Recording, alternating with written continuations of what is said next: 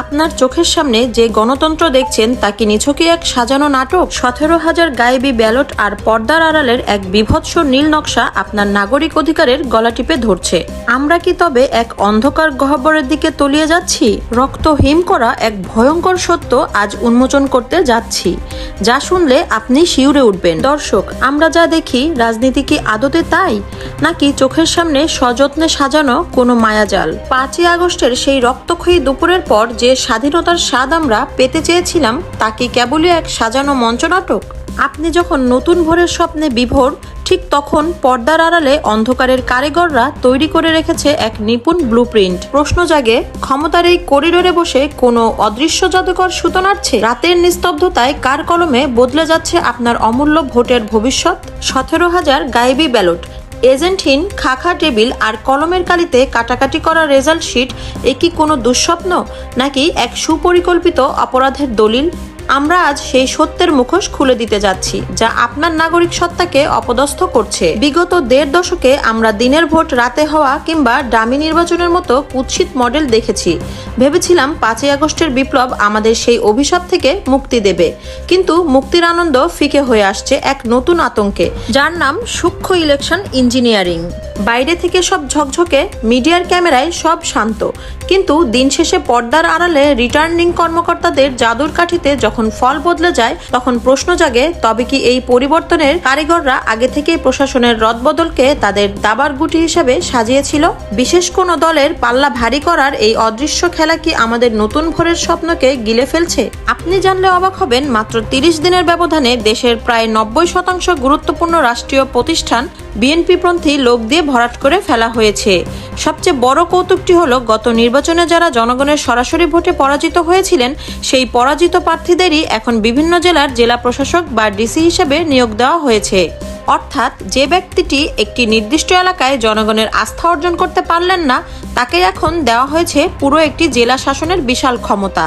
17 বছরের আওয়ামী লীগ সরকার যে দলীয়করণের সাহস দেখাতে পারেনি, বর্তমানের এই অদৃশ্য শক্তি তা সম্পন্ন করেছে মাত্র কয়েক সপ্তাহে। সবকিছুই যেন এক অলৌকিক দ্রুত গতিতে আর নিখুঁতভাবে সম্পন্ন করা হচ্ছে।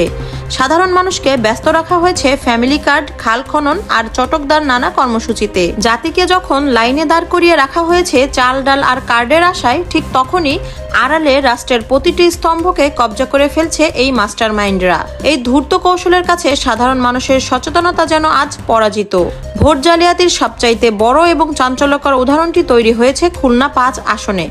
এই আসনটিতে প্রতিদ্বন্দ্বিতা করেছিলেন বাংলাদেশ জামায়াতের ইসলামী হেভিওয়েট নেতা এবং বর্তমান সেক্রেটারি জেনারেল মিয়া গোলাম পরোয়ার। সাধারণ ভোটার থেকে শুরু করে রাজনৈতিক বিশ্লেষক সবারই ধারণা ছিল এই আসনে তার বিজয় সুনিশ্চিত, কারণ তিনি 2001 সালের সেই কঠিন হাসাহাসি নির্বাচনেও জিতে সংসদে গিয়ে জনগণের আস্থা অর্জন করেছিলেন।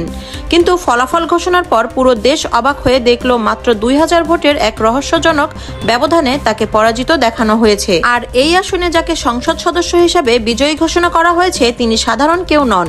তিনি হলেন বিগত আমলের বহুল আলোচিত হাওয়া ভবনের অন্যতম মালিক হিসেবে পরিচিত বিএনপি নেতা আলী আজগর রবি।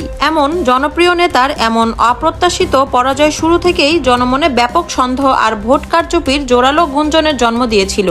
আর সেই সন্দেহই এবার আইনি কাঠামোর ভেতরে এক বিশাল বোমায় পরিণত হয়েছে। সুপ্রিম কোর্টের বিশিষ্ট আইনজীবী অ্যাডভোকেট শিশির মোহাম্মদ মনির হাইকোর্টে এই নির্বাচনী ফলাফলকে চ্যালেঞ্জ করে এক বিস্ফোরক মামলা দায়ের করেছেন।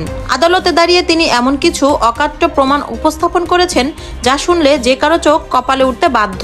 অ্যাডভোকেট শিশির মোহাম্মদ মনির হাইকোর্টকে দেখিয়েছেন যে ওই নির্বাচনে প্রায় 17,000 ব্যালট পেপার গণনা করা হয়েছে, যেগুলোতে কোনো পোলিং এজেন্টের বাধ্যতামূলক স্বাক্ষরই ছিল না। ভাবুন একবার, আইনের বিধান অনুযায়ী প্রতিটি ব্যালট পেপারের পেছনে এজেন্টের স্বাক্ষর থাকা আবশ্যক, অথচ এই 17,000 ভোট হচ্ছে সম্পূর্ণ জাল এবং গায়েবী।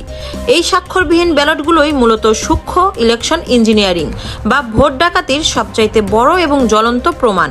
যেখানে পরাজয়ের ব্যবধান মাত্র 2000 ভোট, সেখানে 17,000 জাল ভোটের উপস্থিতি পুরো নির্বাচনের বিশ্বাসযোগ্যতাকে একেবারে ধূলিসাৎ করে দেয়। এই অভিযোগের ভয়াবহতা অনুধাবন করে বিচারপতি মোহাম্মদ জাকির হোসেনের নেতৃত্বাধীন একক হাইকোর্ট বেঞ্চ অত্যন্ত দ্রুততার সাথে আবেদনটি শুনানির জন্য গ্রহণ করেছেন। আদালত এক ঐতিহাসিক নির্দেশ দিয়েছেন, রিজার্ভেশন অফ এভিডেন্স বা সাক্ষ্য প্রমাণ সংরক্ষণ। যাতে পেছনের কারিগররা কোনোভাবেই সেই বিতর্কিত ব্যালট পেপার নষ্ট করতে না পারে। রাষ্ট্রের এই লুকানো সত্যগুলো এবং ক্ষমতার করিডোরে ঘটে যাওয়া প্রতিটি পর্দার আড়ালের ষড়যন্ত্র সবার আগে জানতে আমাদের চ্যানেল সত্যপক্ষ এখনই সাবস্ক্রাইব করুন। কিন্তু এই জালিয়াতির মূল শিকড় কি কেবল খুলনায়? আমাদের অনুসন্ধান বলছে এর শিকড় আরও গভীরে, এমনকি সীমান্তের ওপারে।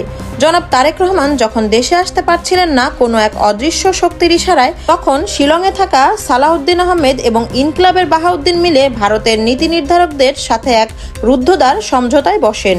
একটি রহস্যময় নেগোসিয়েশনের পর হঠাৎ করেই জাদুর মতো ক্লিয়ারেন্স আসে এবং জনাব তারেক রহমান দেশে ফিরে আসেন। এটি কোনো সাধারণ রাজনৈতিক সমঝোতা নয়, বরং এটি ছিল একটি দীর্ঘমেয়াদী নীল নকশার প্রথম ধাপ। সম্প্রতি ভারতের ক্ষমতাসীন দল বিজেপির একজন নেতা একটি ভিডিওতে প্রকাশ্যে সেই সমঝোতার কথা স্বীকার করেছেন। বাংলাদেশের সার্বভৌমত্বের জন্য এটি এক বড় প্রশ্নচিহ্ন। যদি এই বক্তব্য সত্য না হয় তবে বাংলাদেশ সরকারের উচিত ছিল এর তীব্র প্রতিবাদ করা, কিন্তু আশ্চর্যজনকভাবে সবাই নিশ্চুপ। এই নীরবতা কি তবে সেই সুদূরপ্রসারী পরিকল্পনারই অংশ? নির্বাচনে কারচুপি আর ইঞ্জিনিয়ারিং হলেও জামায়াতে ইসলামী কেন সেই মুহূর্তে চুপ ছিল তা নিয়ে নানা গুঞ্জন আছে, কিন্তু এর পেছনে মূল কারণ ছিল দেশে যেন কোনো অরাজকতা তৈরি না হয়। কারণ এই সুযোগ নিয়ে নিষিদ্ধ দল আওয়ামী লীগ বাংলাদেশে নতুন করে অস্থিরতা তৈরি করতে পারত। জামাতের এই সুদূরপ্রসারী ভাবনা তাদের রাজনৈতিক পরিপক্কতা দেখালেও জনগণের ভোটের অধিকার যে লুট হয়ে গেছে সেটি আজ দিবালোকের মতোই স্পষ্ট। রাষ্ট্রের যখন এই ক্রান্তিকাল, তখন সাধারণ মানুষের জীবনের মূল্য ঠিক কতটা? এর সবচাইতে বড় প্রমাণ পাওয়া যায় এবারের ঈদ যাত্রায়। যাত্রী কল্যাণ সমিতির তথ্য মতে ঈদ যাত্রায় অতিরিক্ত ভাড়া আদায়ের ক্ষেত্রে বিগত 20 বছরের সব রেকর্ড এবার ভেঙে চুরমার হয়ে গেছে। এই পরিসংখ্যান যদি আমরা একপাশে সরিয়েও রাখি, তবুও টেলিভিশন চ্যানেলগুলোতে সাধারণ যাত্রীদের শত শত সাক্ষাৎকার আমাদের চোখে আঙ্গুল দিয়ে বাস্তবতাকে দেখিয়ে দিচ্ছে। ফেসবুকের নিউজ ফিড খুললেই দেখা যায় মানুষের হাহাকার। অতিরিক্ত ভাড়ার বোঝা কাঁধে নিয়ে মানুষ যখন রাজপথে আর্তনাদ করছে, তখন আমাদের সড়ক পরিবহন মন্ত্রী রবিউল সাহেব যেন কোনো ভিন্ন গ্রহের বাসিন্দা। যমুনা টিভিতে দেওয়া তার সাক্ষাৎকারটি দেখলে যে কারণে মনে হবে আমরা যেমন মন্ত্রী পেয়েছি, জাতি হিসাবে আমাদের ভাগ্য ঠিক তেমনই। আমাদের মন্ত্রী সাহেব কোনোভাবেই মানতে নারাজ যে এবার ভাড়া অতিরিক্ত নেওয়া হয়েছে। তিনি এখনো জেদ ধরে তর্ক করছেন যে সবকিছু অত্যন্ত সুষ্ঠুভাবে হচ্ছে। সাধারণ মানুষের দুর্ভোগকে তিনি স্রেফ ভিত্তিহীন গুজব বলে উড়িয়ে দিচ্ছেন। নিজের মন্ত্রণালয়ের চরম ব্যর্থতা স্বীকার করার পরিবর্তে তিনি উল্টো জনগণকে দোষারোপ করছেন। এর থেকে লজ্জার আর কি হতে পারে? তিনি কি ভুলে গেছেন যে এটি 2001 সাল নয়, এটি সোশ্যাল মিডিয়ার যুগ। মানুষ এখন সারাক্ষণ ফোনের মধ্যেই আপডেট পাচ্ছে কোথায় কি হচ্ছে। এই ধামাচাপা দেওয়ার সংস্কৃতি আর অধ্যতই ক্ষমতার পতনের বীজ বপন করে। এখন ফিরে আসি খুলনা 5 আসনের সেই বিস্ফোরক আইনি লড়াইয়ে। এই লড়াইটি এখন পরিচালিত হচ্ছে জনপ্রতিনিধিত্ব আদেশ বা আরপিও এর 49 নম্বর ধারার অধীনে। এই ধারাটি অত্যন্ত শক্তিশালী, কারণ নির্বাচনে যদি কোনো ধরনের সুপরিকল্পিত অনিয়ম বা বেশি শক্তির ব্যবহারের প্রমাণ পাওয়া যায় তবে আদালত সরাসরি হস্তক্ষেপ করতে পারেন। এখন সবার মনে একটাই প্রশ্ন, এই আইনি লড়াইয়ের শেষ পরিণতি কি হতে পারে? আইনি ব্যাখ্যা এবং নির্বাচনী ট্রাইব্যুনালের এখতিয়ার বিশ্লেষণ করলে 3টি গুরুত্বপূর্ণ সিদ্ধান্তের যে কোনো একটি আসতে পারে।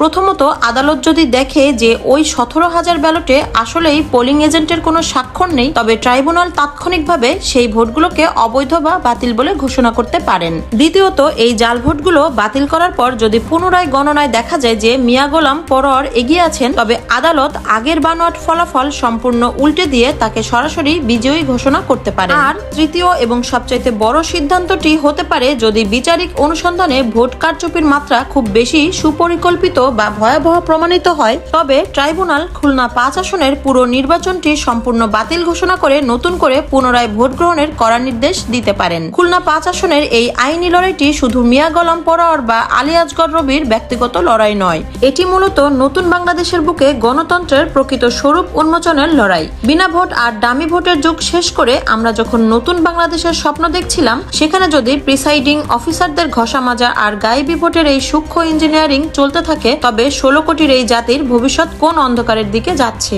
এই প্রশ্নটির উত্তর আপনার জানা থাকলে কমেন্টে লিখুন এবং নিয়মিত এমন বিশ্লেষণমূলক তথ্য পেতে এই ভিডিওটিতে লাইক দিন এবং চ্যানেলে নতুন হলে সাবস্ক্রাইব করে রাখুন। আল্লাহ হাফেজ।